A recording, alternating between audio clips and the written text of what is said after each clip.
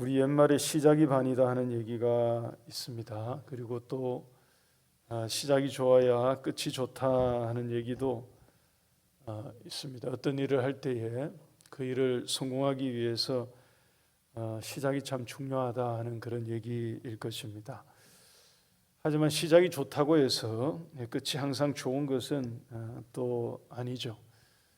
시작이 반이라고 하지만 나머지 반이 시작처럼 그렇게 된다는 보장도 실은 전혀 있지 않습니다. 오늘 이 말씀 우리가 교도관 이 9장에 나오는 내용은 솔로몬의 이야기인데요.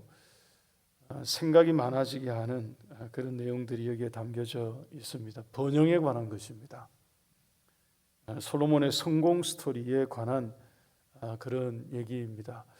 우리 모두가 잘 알다시피 솔로몬의 시작은 더할 나위 없이 훌륭했습니다. 젊은 나이에 왕이 되었는데 경험이 많은 상태로 왕이 된 것 같은 그런 행보를 보여주었습니다. 다윗의 뒤를 이어서 왕이 되었는데 다윗의 후광이 마치 필요하지 않을 정도로 잘했습니다. 경험치가 없었음에도 불구하고 굉장히 지혜로웠고요. 용기 있었고 또 총명한 것을 보여주었습니다. 왕이 되자마자 솔로몬의 뒤를 흔들기 위해서 아도니아라는 인물이 솔로몬의 어머니이죠 밧세바를 뒤에서 조종해서 자기의 힘과 권세를 얻고자 했을 때 솔로몬이 이것을 간파하고 그 아도니아를 단호하게 징벌했습니다. 그것만으로도 왕궁의 분위기를 쇄신하고도 남았을 텐데 그 외에 솔로몬이 보여준 또 하나 업적 아닌 업적이 있습니다. 다윗 때로부터 위력을 떨쳤던 온 나라 가운데 가장 큰 힘을 가지고 있었던 이 요압이라는 군대 장관이 있었습니다. 이전에도 한번 말씀을 드렸습니다. 다윗도 버거워했던 인물이거든요. 다윗도 힘들어서 함부로 하지 못했던, 그래서 여러 번 괴로워하면서도 어찌하지 못하고 함께 갔던 그런 사람이었는데 다윗이 오죽했으면 그가 죽을 때 솔로몬에게 유언으로 남겼습니다. 그의 마음에 얼마나 사무쳤으면 솔로몬에게 요압을 처리하라고 유언으로 남겼습니다. 자기도 못한 것을 아들에게 하라고 남겼는데 솔로몬이 그것을 해낸 것입니다. 왕이 되고 초기에 그 일을 단번에 해냈습니다.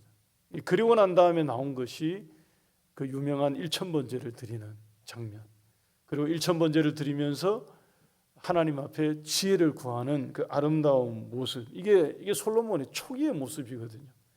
더할 나위 없이 훌륭했던 출발이었습니다. 지혜를 구하기 이전에 이미 지혜로웠고요. 참 잘하는 그러한 시작이었습니다.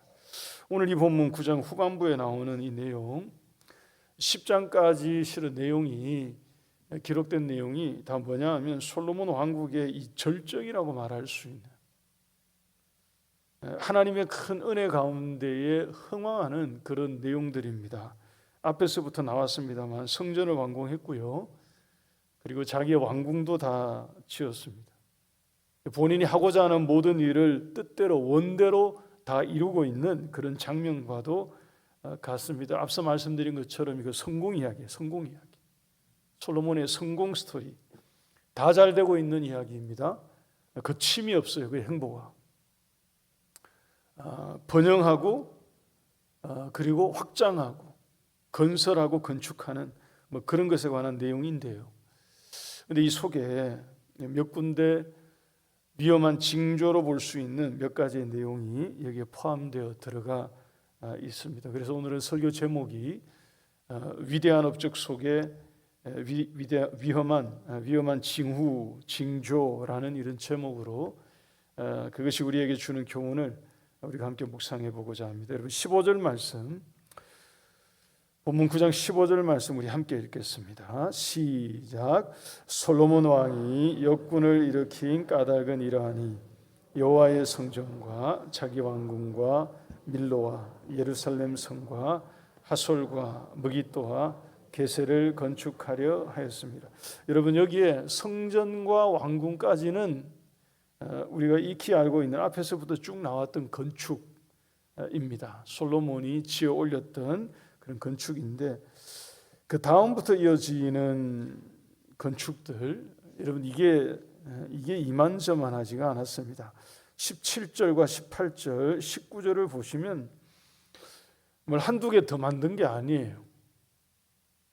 이스라엘 나라의 성읍들을 저녁에 실은 만들었다고 해도 틀리지 않고요. 필요한 건축물들을 많이 지어 올렸습니다. 특히 19절을 보십시오. 자기에게 있는 모든 국고성과 병거성들과 마병의 성들을 건축하고, 맨 끝에 보시면 그가 다스리는 온 땅에 건축하고자 하던 것을 뭐 했다고요? 다 건축했대. 여기에 나오는 국고성, 병거성, 마병의 성들은 뭘 가리키느냐 하면 전부 군사시설입니다. 요새화된 창고와 같은 그런 시설들을 여기저기에 다 만든 거예요. 병거와 마병을 보관할 수 있는 군수시설을 다 만들어서 구비했던 것입니다. 심지어 한 절 위에 있는 18절을 한번 보십시오. 본문 18절 보시면 거기에 그의 땅에 들에 있는 다드몰이라고 되어 있죠. 그 땅의 들판이라는 이 표현은 사막을 가리키는 말입니다. 광야를 뜻하는 그런 표현입니다. 다시 말해서 솔로몬이 뭘 지었느냐? 사람이 살아가기 어려운 살 수 없는 사막 한가운데에 다드몰이라고 하는 이름하는 오아시스 도시를 건설했던 것입니다. 여러분, 이것은 지금도 시리아 나라에 남아있는 고대 유적지로 남아있습니다. 사막에 이게 문화유산으로 지정되어서 세계 문화유산으로 남아있거든요. 이전에 한 10여 년 됐습니다.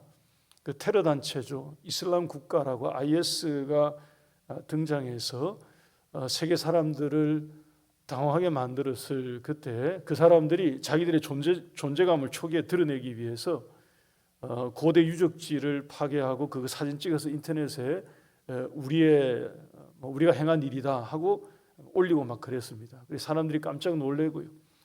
특히 고고학자들이 이 다드몰 유적지 파괴했을 때는 이거 나중에 다시 복원하기 위해서 3D로 이거 옛날 사진을 보관하고 있고 그런다는 얘기가 있을 정도로 이게 그랬던 것입니다. 이거 누가 만들었느냐? 솔로몬이 건설했던 이 고대 도시였습니다. 사막 한가운데. 이거 굉장했던 거거든요. 어떤 점에서는 솔로몬이 건축 왕이라고 해도 과언이 아닐 정도로 그랬습니다. 하나 더 말씀드릴까요? 혹시 기억하실 것입니다. 오늘 본문 이 9장 15절 바로 앞에 나오는 10절부터 13절 사이의 이 내용, 이전에 봤던 말씀이죠.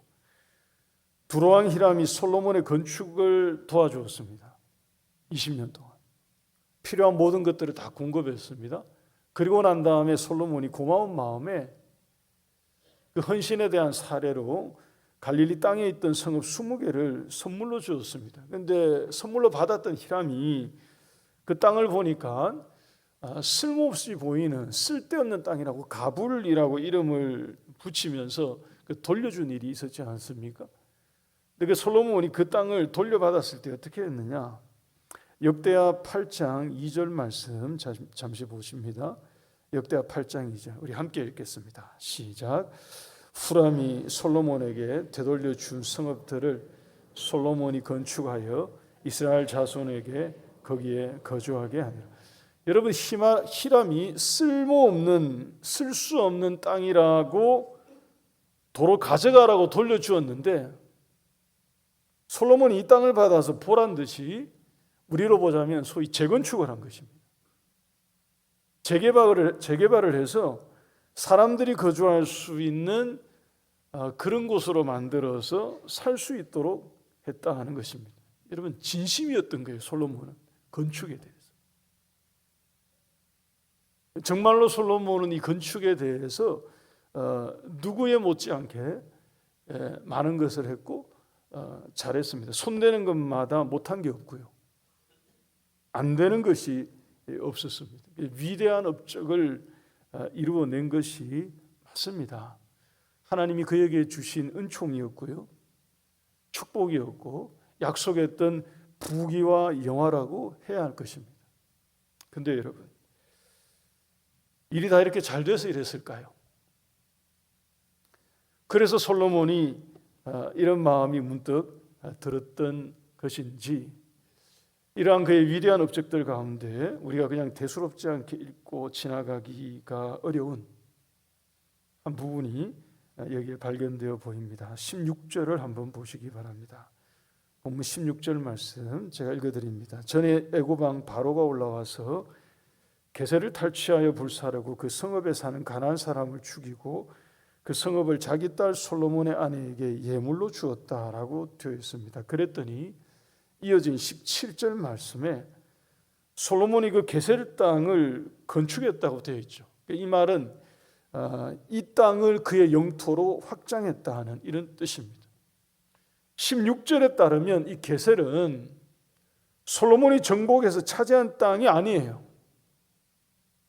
이것은 애굽 왕 바로가 차지했던 땅입니다. 그런데 솔로몬이 이 땅을 어떻게 자기의 땅으로 확보하고 확장했느냐, 이 방식이 어떤 방식이냐 하면 바로의 딸과 결혼함으로써, 바꿔 말해서 솔로몬이 바로의 사위가 됨으로써 일종의 고대에 있던 신부의 결혼 지참금, 이것으로 게셀 땅을 선물로 받은 것입니다. 여러분, 이게 당시에 일반적인 그런 평이한 방법이지만 솔로몬에게는 이게 그런 게 아닌 거죠.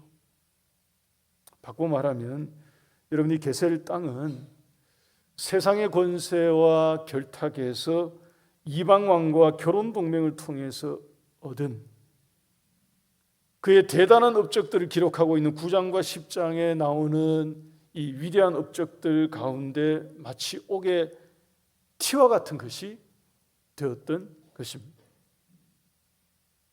여러분, 솔로몬이 건설했던 이 말씀들에 나오는 허다한 땅들과 성읍들 가운데에 이 하나가 뭐 그리 큰 문제가 될까 싶겠습니다만 그렇지가 않아요.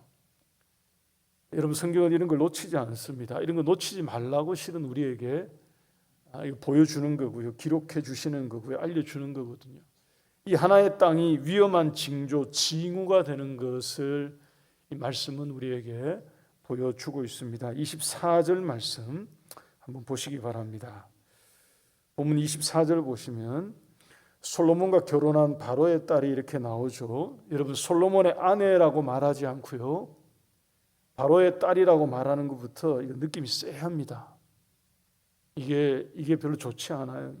수상한 거죠. 우리 같이 한번 읽겠습니다. 24절 함께 읽습니다. 시작. 바로의 딸이 다윗 성에서부터 올라와 솔로몬이 그를 위하여 건축한 궁에 이를 때에 솔로몬이 밀로를 건축하였더라. 솔로몬의 아내가 된 바로의 딸이 솔로몬과 결혼했기 때문에 당연히 다윗 성에서 함께 살아야 할 것인데, 이 여인이 솔로몬과 결혼하고 난 다음에 다윗성에서 함께 살지 않고 별도의 전용 궁궐을 요구한 것으로 보입니다. 그래서 솔로몬이 바로의 딸을 위해서 별도의 궁을 지어준 것인데, 어떻게 지어주었느냐 하면 24절 끝부분에 나와 있죠. 밀로를 건축했다라고 되어 있습니다. 이 밀로는 지명 이름이 아니에요. 이게 어디 지역 이름, 고유명사가 아닙니다. 이거는 일반적인 보통 명사입니다. 매우 튼튼한 건축 구조물을 가리키는 단어예요. 그러니까 요새처럼 요새화된 성곽과 같은 것을 뜻하는 그런 표현입니다.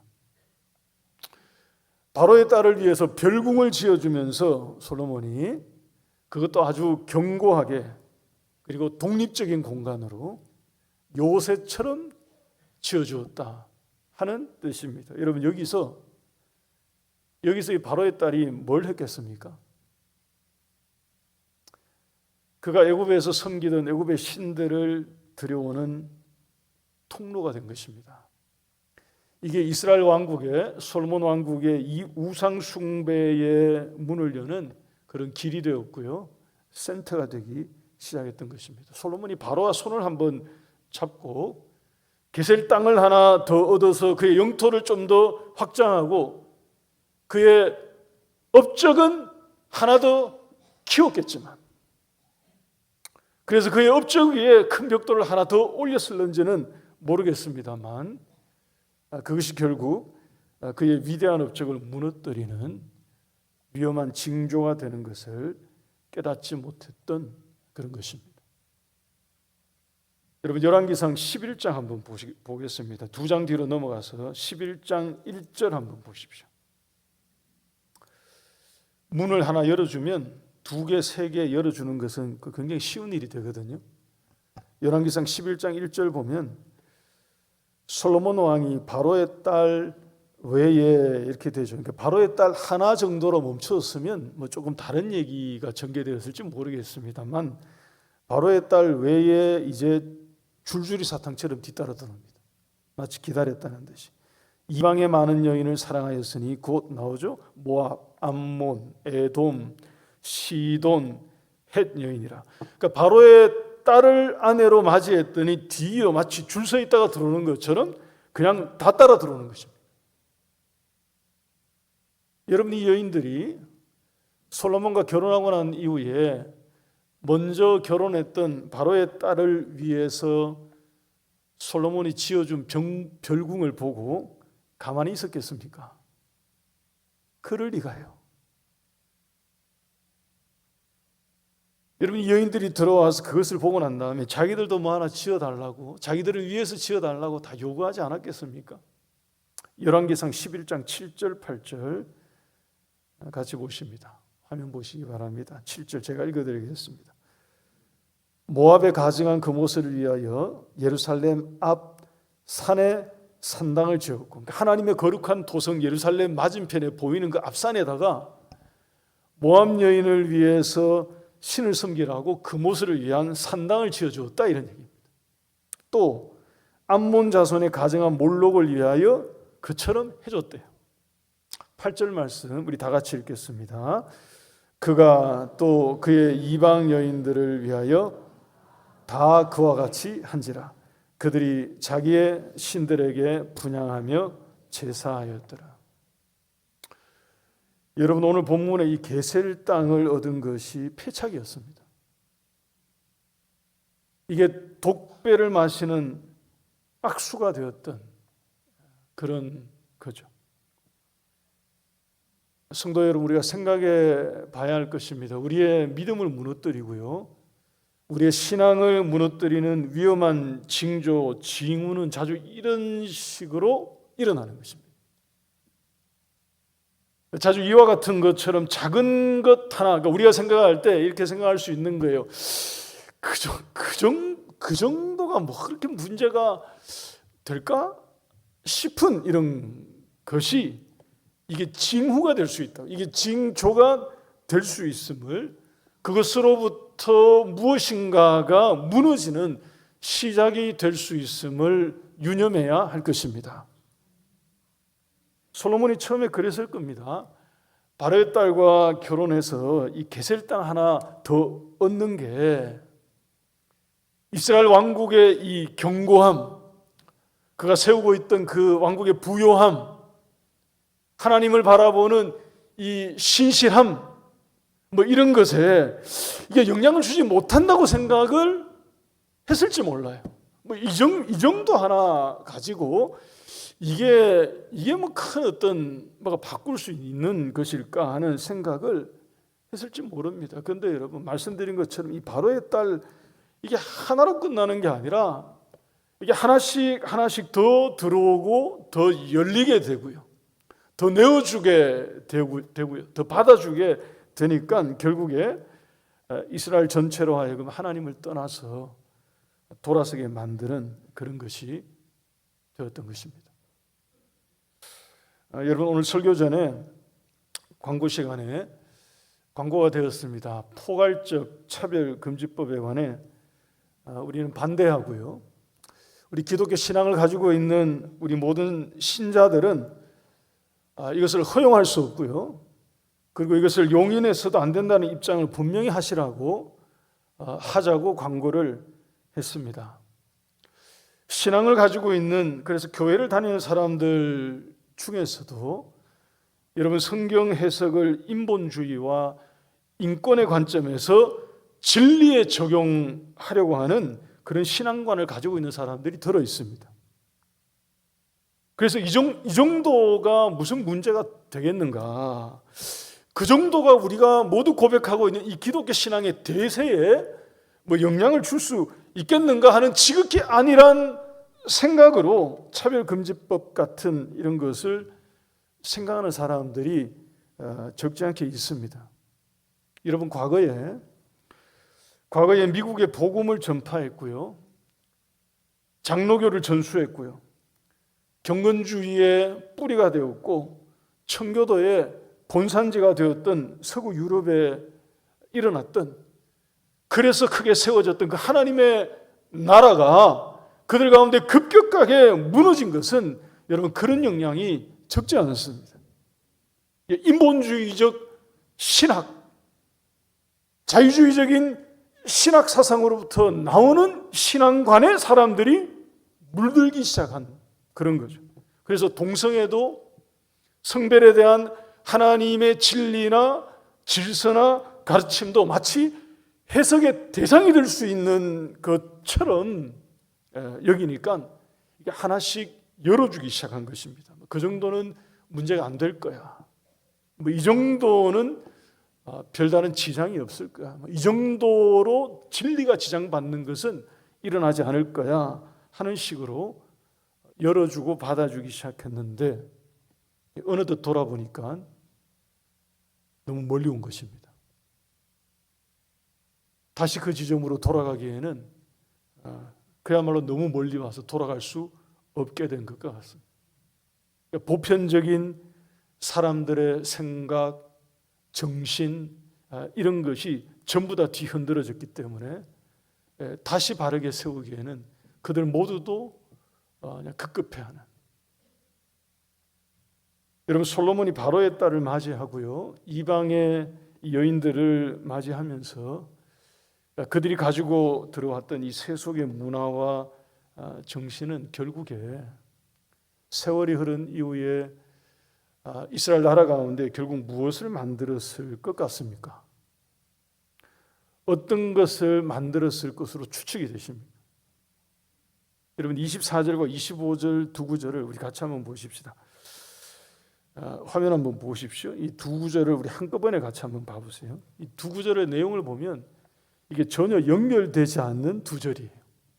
내용의 연관성이, 맥락이 이어지지 않는 두 구절인데 성경책에는 단락이 다른 단락으로 표시가 앞에 동그라미가 딱 쳐져서 근데 두 절이 연달아 딱 기록되어 있죠. 24절의 내용은 바로의 딸이 다윗성을 떠나서 자기만의 공간을 찾아 들어가고요, 그것으로 이스라엘 안에서 자리매김하는 그런 모습이라면 25절의 내용은 그럼에도 불구하고 솔로몬은 하나님 앞에서 지켜야 할 예배를 지키면서 하나님을 섬기고 있었다 하는 그런 얘기와 같습니다. 그런데 이 두 구절이 우리에게 나란히 보여주는 게 뭐냐 하면, 여러분, 이게 다른 게 아니고요, 전형적인 혼합주의 모습의 전형을 보여주는 것과 같습니다.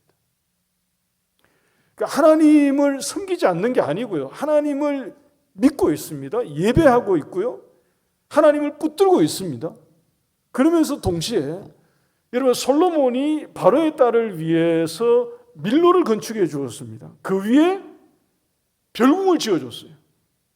애굽의 신들을 섬길 수 있는 공간을 솔로몬이 그것을 지어주면서 열어주면서 동시에 한편으로는 하나님을 잘 섬기고 있는 그의 모습을 마치 보여주는 것과 같은, 뒤섞여 있는 그런 모습이죠. 성경에 보면 구약과 신약에서 하나님은 혼합주의적 신앙에 대해서 매우 경계하셨습니다. 엄중하게 경고하시고 경계하셨습니다. 두 주인을 겸하여 섬길 수 없고 겸하여 섬기지 말라고 명하셨습니다.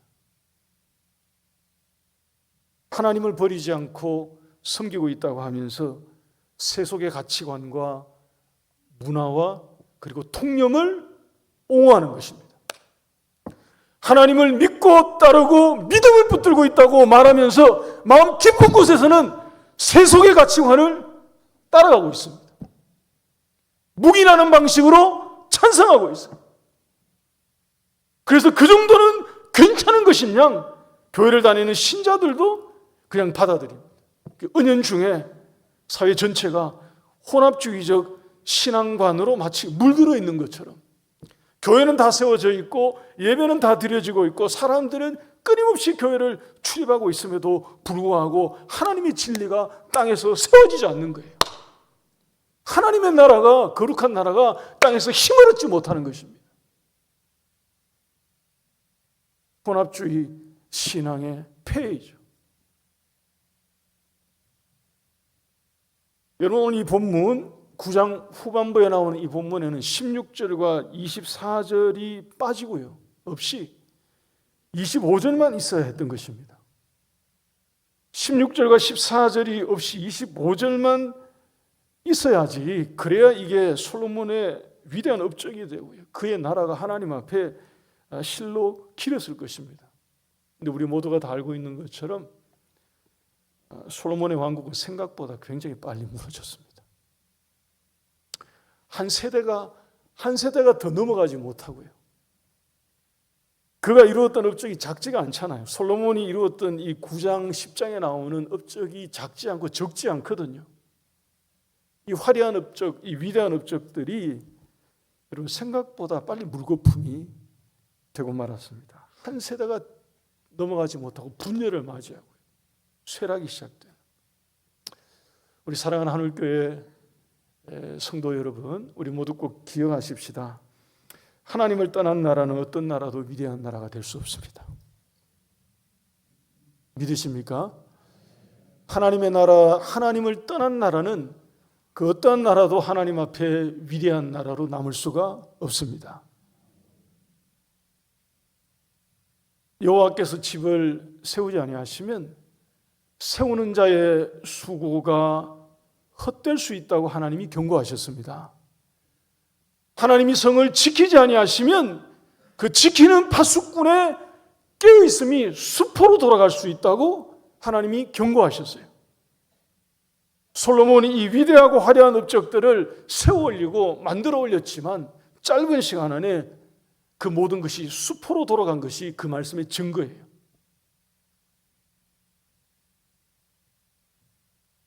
우리나라와 우리 사회가 그저 잘 사는 나라, 부유한 나라가 아니라 하나님 앞에 잘 사는 나라가 되기를 진심으로 소망합니다. 여러분, 우리 모든 신자들의 비전과 꿈이 하나님, 우리나라가 부국한 나라가 되고 부강한 나라가 되고, 여러분 이게 우리 믿음을 가지고 있는 신자들의 비전이 될 수 없어요. 여러분, 이것은 하나님이 주시는 은혜와 은총의 영역이지만 우리가 정말로 꿈꾸고 기도해야 되는 기도 제목은 뭐냐? 하나님 앞에 우리나라가 겸비하여 하나님 앞에 잘 사는 나라, 하나님 안에서 잘 사는 나라, 그런 나라가 되기를 축원합니다. 여러분, 이게 우리의 기도 제목이 되고 이게 우리 비전이 되고 이게 우리의 소망이 되어야 할 것입니다. 우리 각자의 삶도, 우리 개인의 삶도 마찬가지입니다. 여러분, 번영이 있고요. 혹시 여러분들 가운데에 업적이, 최근의 업적들이 나쁘지 않으시고요, 하고 있는 여러 가지 일들에 다 좋은 결과들이 가정의 삶에 쌓여가고 있을 때일수록 오늘 이 말씀 우리가 마음에 비추어 보시고요, 혹시 그 속에 위험한 징조는 내게 없는지, 위험한 징후는 내게 없는지 겸손하게 살피는 우리 모두가 될 수 있기를 간절히 바랍니다. 여러분, 여기까지 설명을 딱 들으시고, 말씀의 내용을 딱 들으시고, 이제 맨 끝에 있는 9장 본문 맨 뒤에 있는 26절, 7절, 8절 한번 보시기 바랍니다. 여러분, 성경으로 26절, 7절, 8절 한번 보세요. 여러분, 이 내용을 보시면 이게 그런 거구나, 이게 복선이구나 하는 것을 우리 제대로 이제 보게 됩니다. 내용은 그런 거예요. 솔로몬이 항구에다가 배들을 지었습니다. 뭘 하려고 배를 지었느냐 하면 금실을 나르려고요. 오빌이라고 하는 전설적인 황금 도시로 사람들이 부르는 곳입니다. 지금도 이때 오빌이 어디냐고 찾는 사람들이 아직도 그거 연구하고 탐구하는 사람들이 있다고 할 정도로 오빌에 가서 배를 띄워서 거기 가서 황금을 실어 나르는 솔로몬의 모습이거든요. 여러분 여기에 나오는 금 420달란트가 중량으로 보자면 지금 규격으로 중량으로 보자면 15톤 정도 된다고 합니다. 그러니까 5톤 트럭 한 3대 정도의 황금을 이 배들로 실어 나른 것입니다. 한 대를 지은 게 아니라 배들을 지었다는 걸로 봐서 이거 한 번만 이러지 않았을 겁니다. 아마 수시로 이 배를 운항했을 가능성이 있죠. 그런데 여러분 이게 오늘 설교 말씀을 쭉 듣고 난 다음에 이 마지막 내용을 딱 보니까 이게 그런 거였구나 하는 게 우리에게 더 와닿습니다. 하나님이 신명기에 모세를 통해 주신 말씀에 이스라엘에 세워지는 왕들은 향후에 자기를 위해서 은과 금을 비축하지 말라고 말씀하셨거든요. 이 대목에서 솔로몬이 이미 하나님의 말씀을 율법을 떠나가는 조짐을 보이고 있구나 하는 것을 읽게 되는 것입니다. 이런 위험한 징후와 징조들을 보여주고 있는 것입니다. 우리 사랑하는 교회 여러분, 우리 옷깃을 여미고요, 우리의 모든 삶 가운데에 매 순간 하나님 앞에 겸비하고 겸허하여서 혹시 우리의 삶에 우리의 신앙과 믿음의 위험한 징후나 징조는 아니 보이는지 우리가 살피면서 이 한 주간 명절 기간 지나고 우리의 삶을 살아갈 때 신실하게 주님 앞에 살아가는 우리 모두가 될 수 있기를 주의 이름으로 축원합니다. 우리 같이 찬송하겠습니다.